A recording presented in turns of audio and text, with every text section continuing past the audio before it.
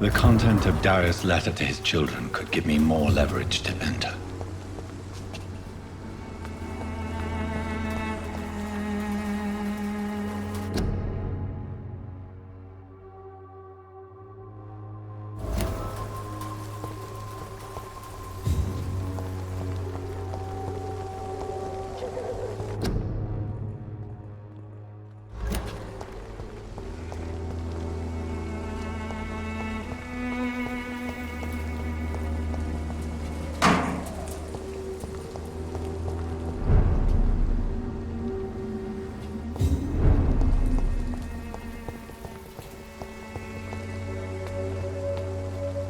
It's locked.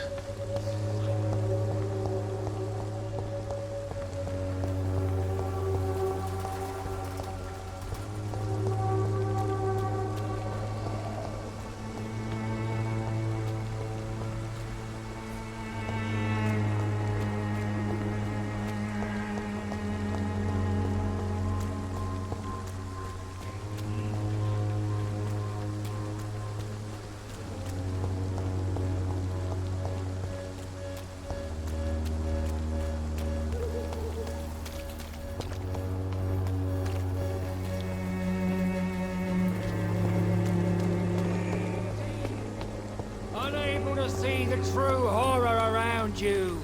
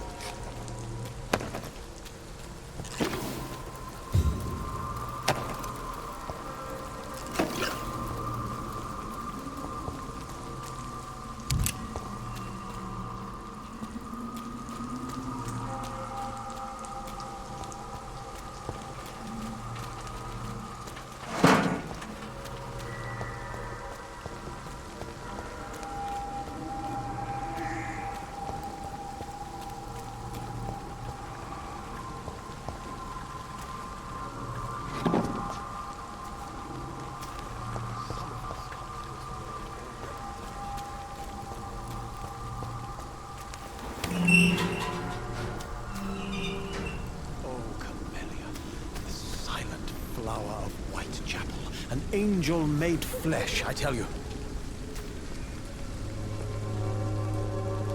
Good evening, sir. I'm Dr. Reed. I would like to ask you a few questions. Please be my guest.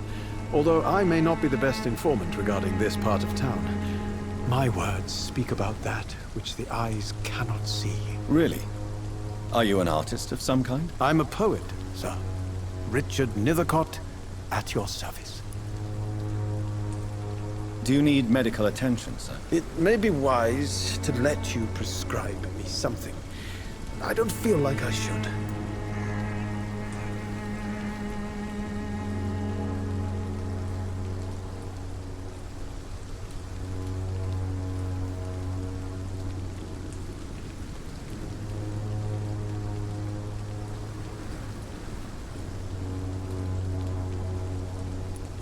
I will see you later.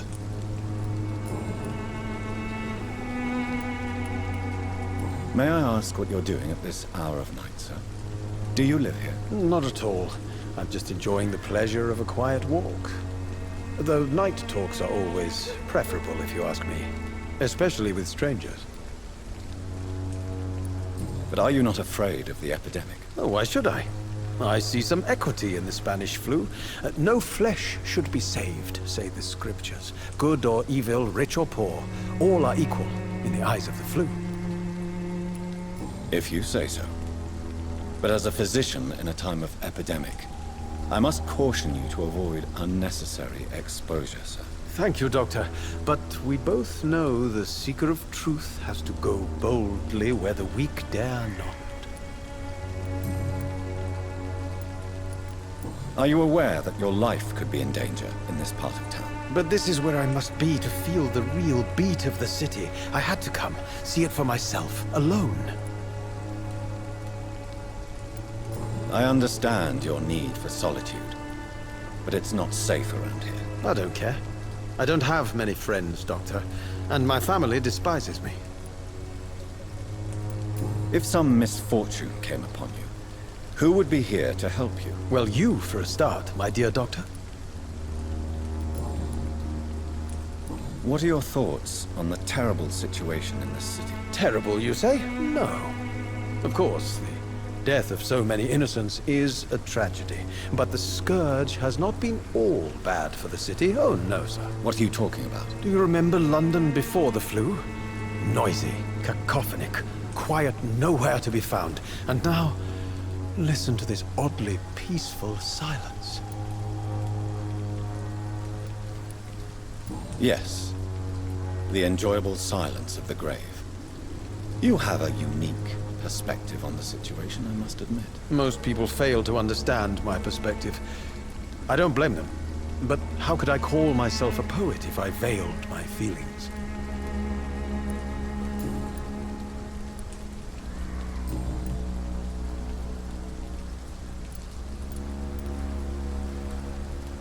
Tell me, Mr. Nethercott, why seek inspiration in Whitechapel? The place is not beautiful per se, but how to explain it? Stirring and challenging.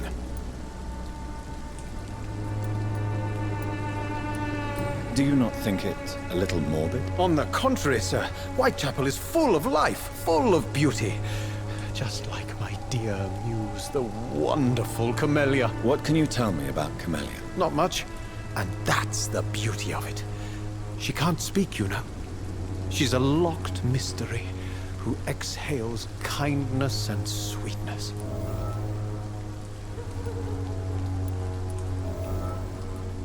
And have you ever tried to learn more about her? Where she lives? How she survives? Whom she may know? Maybe I prefer she remains an enigma. Reality can be so dull, don't you think? Perhaps you're just afraid to find out the truth about your muse. One day, perhaps, I'll ask her to come with me. But will she still be my wild flower of Whitechapel if she moves uptown? In what way, exactly? The struggle by gaslight, the barren smiles and the arid hunger under the rain. If you say so. Such vibrant antagonism and vivid paradox, the stripped humanity raged across each street. Vivid, of course, yes. And what about the poignant distress? Oh yes, the poignant distress. You see what I mean, don't you? That's what I want to write about, and that's what Whitechapel is made of. Did you know the mute florist is a member of a secret society? No, I didn't. But I thank you for this information, sir. For it only enriches the mystery surrounding the precious Camellia. Are you not curious? Is there not more you wish to know? That girl has not an ounce of malice in her. Whatever she may be hiding, it's certain to be for the benefit of most, if not all. I fear you are a hopeless romantic, Mr. Nethercott. Guilty as charged, Dr. Reed. May I ask you a few questions about the district? Extraordinary part of town, is it not? I'll be glad to help you, if I can. I'm looking for Dorothy Crane, a nurse who lives in this vicinity. Dorothy Crane. Oh, I love the name. The Crane of Whitechapel. Sounds very mysterious. But, sorry, no, never heard of her. What can you tell me about an old man called Darius? Darius Petrescu? Yes, I know him. At first, I thought he was only a small publisher. I invited him to publish my work, but his reaction was pretty clear. Not interested in your talent? Darius is an old political activist who takes delight in printing tracts and lampoons. Those communist activities only require mediocre writing skills. I'll leave you alone, sir. Darius is a bit less of a mystery now. It should not be that difficult to incite him to let me in.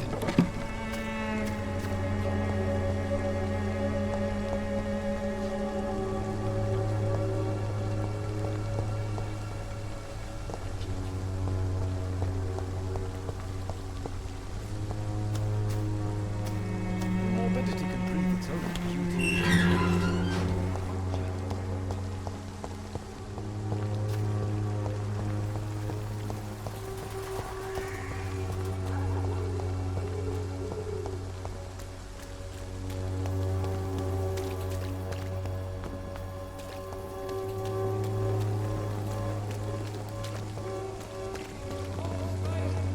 Imprisoned by your daily routine. Come on, Barrett, look at the game you pay for peace of mind. Can't you just look the other way this week, Joe? Come on, we can sort it out, right? It's not my call, Barrett. You pay one way or another. Please, Joe. How long have we known each other? We even used to be neighbours, for Christ's sake. I'd prefer not to give you another beating, Barrett.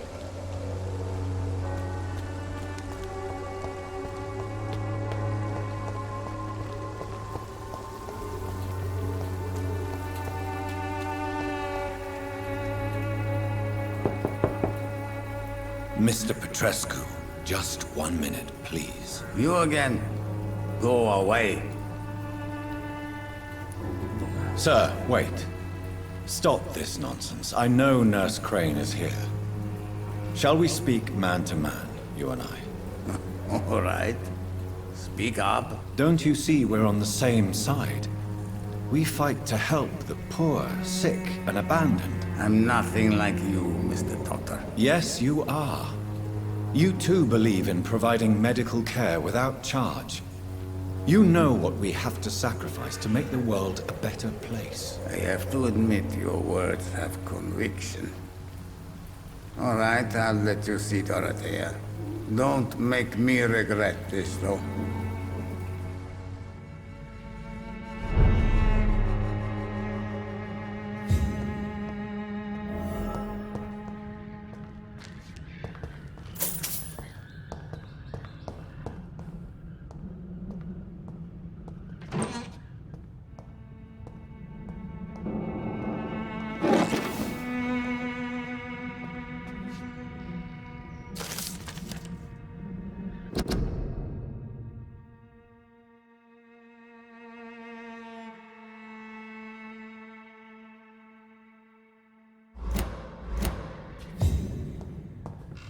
It's locked, all right.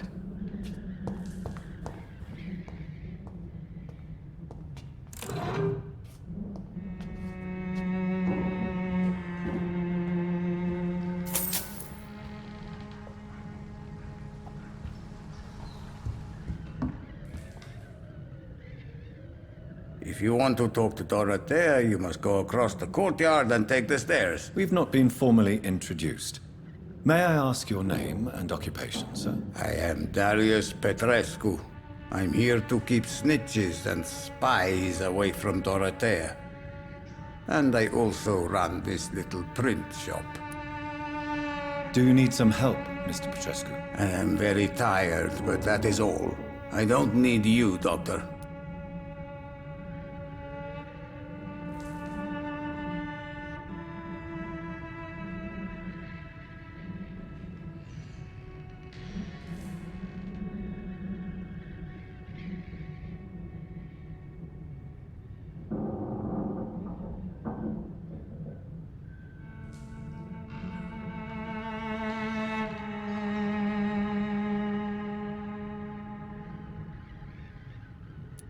Well, if you feel all right, that's fine.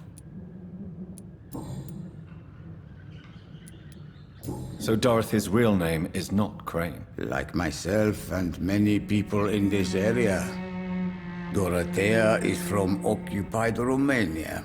That's all you need to know. She seems important to the community. More than you can imagine. The West End does not want to hear of Whitechapel's misery. Dorothea is one of the few doing something about it. Tell me everything you know about Camellia, the mute florist. I do not believe in the afterlife, Doctor, but I'm almost convinced Camellia is an angel. She volunteered to give out our medical leaflets. Are you not worried for her safety? She is as brave as she is tough, and clever, too. If only I had met her when I was younger. Are you in love with Camellia, Mr. Petrescu? Don't be stupid. If I had met her when I was younger, we could have won our revolution. Who is she, really? Do you know where she's from? She's not from around here, that's all we know. Camellia is not even her name. It's her favorite flower. You say she has no close family. Well, there's that awful poet who constantly follows her around like a lost puppy. A good man for sure, but a very poor writer.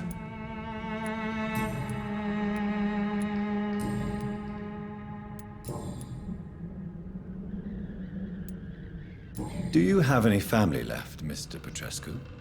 Children or grandchildren? Who knows? I have abandoned my people for so long, they might as well be dead. As dead as I am for them, I suppose.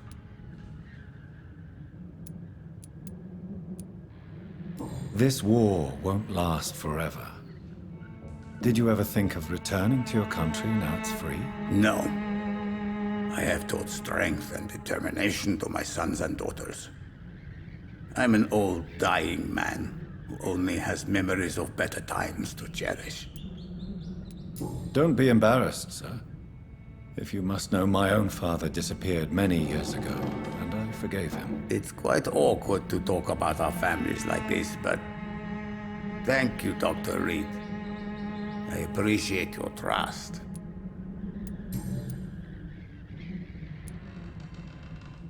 I know you fought for your country when it was occupied, Darius. Tell me more about it. I know my days are numbered, and I know I won't see my homeland again. But I fought for Romania all my life, and I will until my last breath. But Romania escaped the grasp of the Austro-Hungarian Empire. It's a free country again. It is not the country I fought for. My homeland is not appeased, Doctor. And I still see a dark future ahead for my people. How did you meet Nurse Crane, Darius? Why does she trust you? I'm her oldest friend in England. Dorothea and I share many ideas about this country and about the country we left. You mean occupied Romania, don't you? Even if not directly, I fought against your enemies. Really? Then perhaps you have more in common with Dorothea than meets the eye, Dr. Reed. Goodbye, Mr. Petrescu.